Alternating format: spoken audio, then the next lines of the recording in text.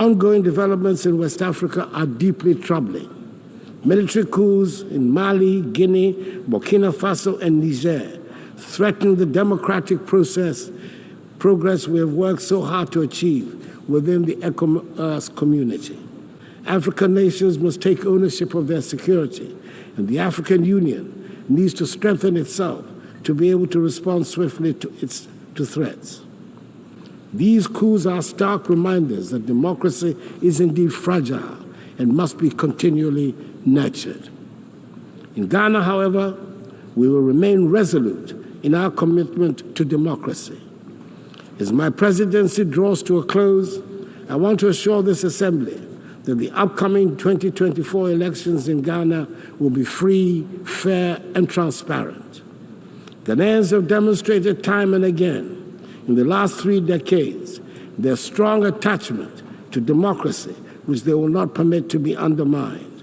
The Electoral Commission, supported by Ghana's security services, is well equipped to ensure that the will of the Ghanaian people is respected. Ghana has long been a beacon of democracy in Africa, and we intend to keep it that way. The 2024 elections will be proof of our enduring adherence to the rule of law, transparency, and the principles of democratic accountability that have guided our nation in recent decades. Madam President, we find ourselves at a pivotal moment in history. The decisions we make today will shape the future of our world. We can choose to act with courage, compassion, and a commitment to leave no one behind, or we can choose inaction and allow the suffering of millions and the degradation of the planet to continue. Let me end by reminding us all that the future is not something that simply happens. It is something we create. We have the power in this room to change the course of history. Let us not shy away from that responsibility. Let us act now, and let us act together. Madam President, Excellencies, ladies and gentlemen, I cannot help but reflect on the significance of this moment, as this will be my final opportunity to address the United Nations General Assembly as I enter the closing months of my presidency. Over the past 8 years, I've had the privilege of speaking on several variations of the essential themes that quite properly dominate the deliberations of this global assembly: the condition of humanity and the state of the planet. Serving the people of Ghana, and by extension those of West Africa, Africa, and the world, has truly been the greatest blessing of my life. Indeed, being here this morning fills me with both pride and humility. Pride in the limited progress we have made together as nations, and humility in recognizing the challenges that still remain. My time as president has been deeply fulfilling, and I'm profoundly grateful for the trust placed in me by my fellow Ghanaians. It has been an honor to serve them and to contribute to advancing peace, security, and development on the global stage. Madam President, I'm here with a heart full of hope, yet mindful of the great challenges that still confront us. As President of the Republic of Ghana and as a citizen of the world, I'm acutely aware of the shared responsibility we carry. Our work here is nothing less than shaping the future of humanity, a future that will affect generations long after we are gone. Leaving no one behind, acting together for the advancement of peace, sustainable development, and human dignity for present and future generations, reminds us that the decisions we take here will define whether we rise to meet the hopes of billions or continue to let inequalities and injustice persist. We owe it to those who look to this body for leadership to act and not just to talk. The world we live in today is a stark, unfortunate contrast of privilege and hardship. For too long, the voices of those marginalized, those left behind, have been drowned out. They constitute the bulk of humanity. These are the voices of the poor, the displaced, the vulnerable. We cannot, in good conscience, leave them behind. They should be at the center of our discussions and our decisions. Africa, in particular, knows the cost of being left out. Yes, we're a continent rich in potential and resilient in the face of adversity, but we have also been disadvantaged by a global system that has generally treated us as an afterthought. We've been viewed merely as passive recipients of aid rather than as equal partners in global progress. The well-meaning promises of assistance have failed to materialize to bring about the long-term change we so passionately need. Such aid as is offered often comes with strings attached, limiting our ability to shape our own futures. Africa is not a continent of despair. She's full of great possibilities. She's required, however, to chart a new course of development. Our young population is filled with energy, creativity, and ambition. The people of Africa are not asking for handouts. They're demanding opportunities in a new global architecture so they can have access to education, healthcare, and jobs to be able to build better lives for themselves, their families, and their descendants. In Ghana, we've taken bold and decisive steps to ensure that no one is left behind in our national development, and we have shown that it is possible. Our flagship free senior high school policy has benefited 5.7 million young people, many of whom would have been denied the opportunity to learn, to dream, and to succeed. This initiative has transformed the lives of millions, positioning the next generation of Ghanaians to take their place as leaders in the global economy. But this is just the beginning.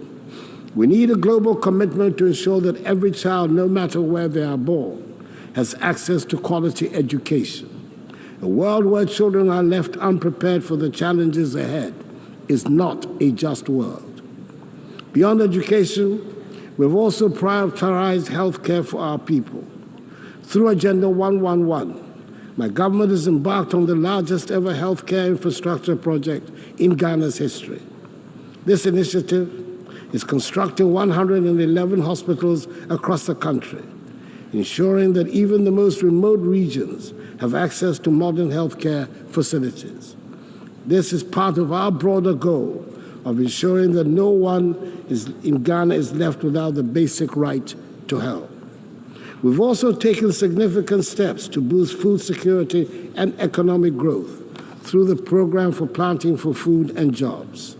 This initiative has improved food production, created jobs, and enhanced incomes for millions of Ghanaians. It is a clear demonstration that with the right policies and investments, we can transform our agricultural sector and ensure that no one goes hungry.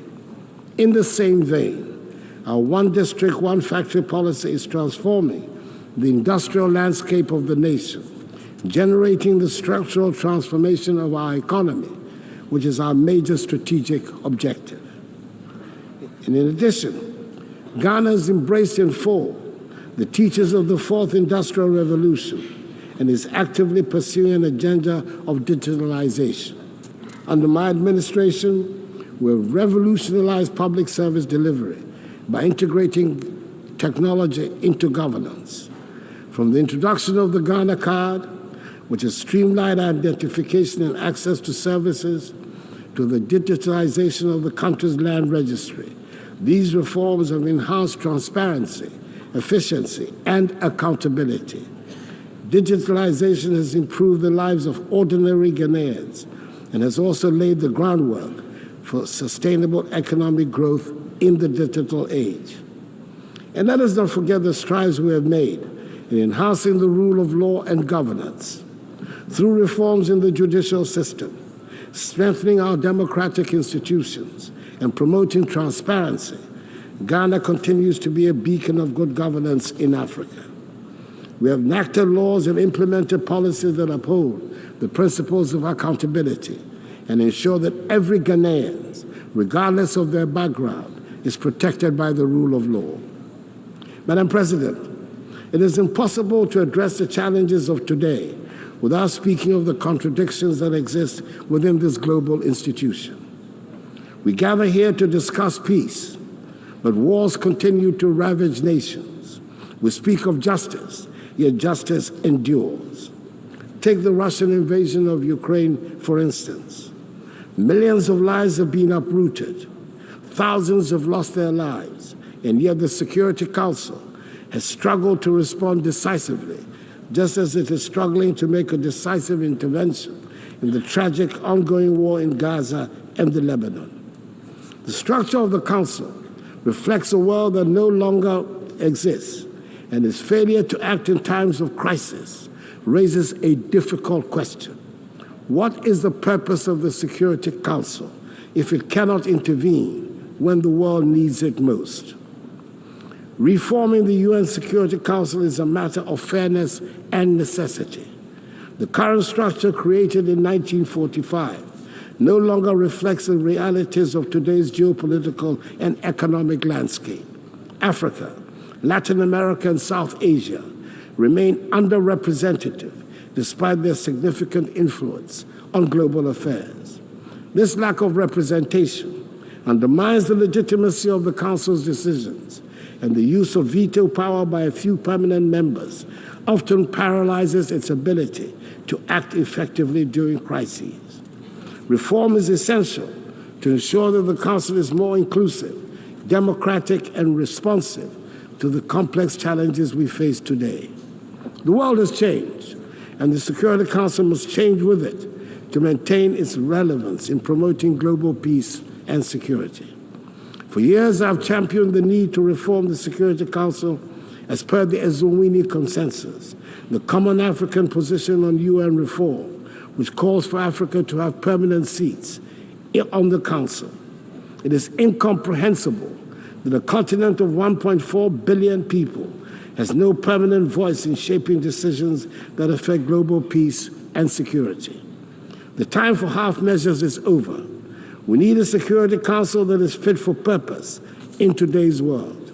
It is heartening, however, that finally the demand for reform has found acceptance by leaders of 2 of the 5 permanent members, President Joe Biden of the United States of America and President Emmanuel Macron of France. Hopefully, the others will soon follow suit.